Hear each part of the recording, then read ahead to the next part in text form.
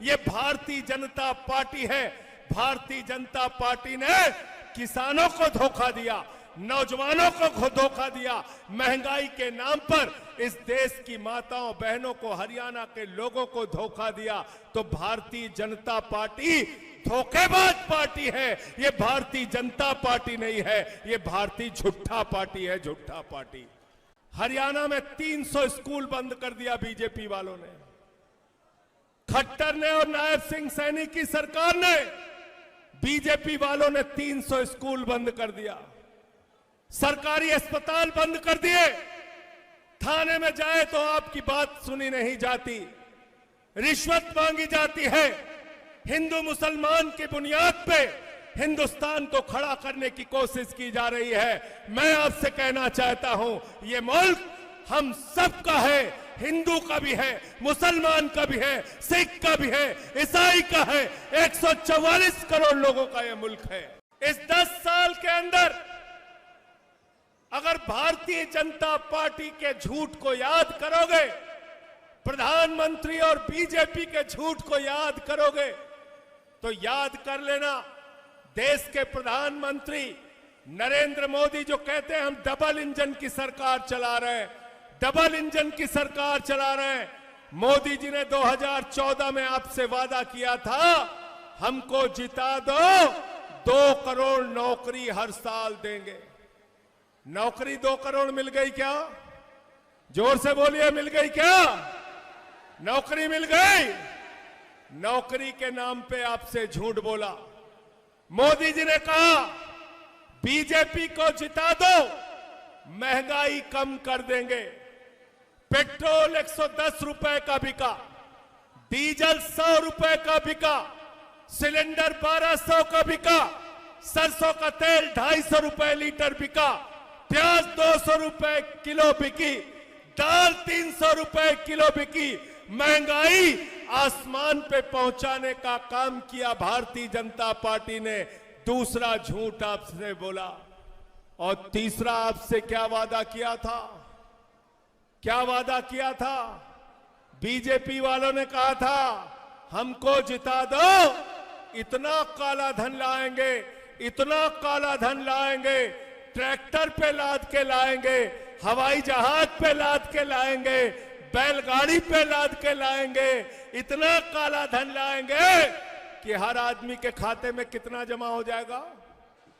जोर से बोलिए, जोर से बोलिए। 15 लाख।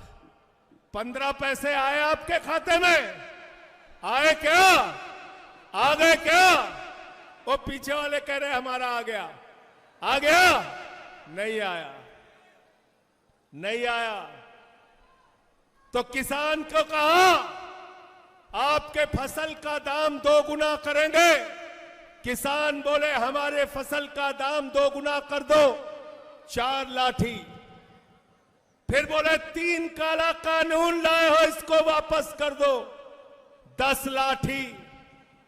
आंसू गैस के गोले, सड़क पे कीले गाड़ दी गई किसानों के। किसानों ने 750 किसानों ने आत्महत्या करने का काम किया, किसानों को धोखा देने का काम किया। पहलवानों ने कहा हमको हमारा हक दे दो। पहलवानों को दिल्ली की सड़कों पे घसीट घसीट के पीटा गया। तो इसलिए मैं आपसे कहने आया हूं, ये भारतीय जनता पार्टी है।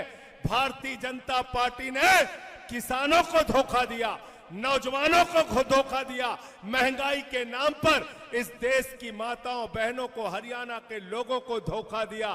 तो भारतीय जनता पार्टी धोखेबाज पार्टी है। ये भारतीय जनता पार्टी नहीं है, ये भारतीय झूठा पार्टी है, झूठा पार्टी। लोगों ने बताया हरियाणा में 300 स्कूल बंद कर दिया बीजेपी वालों ने।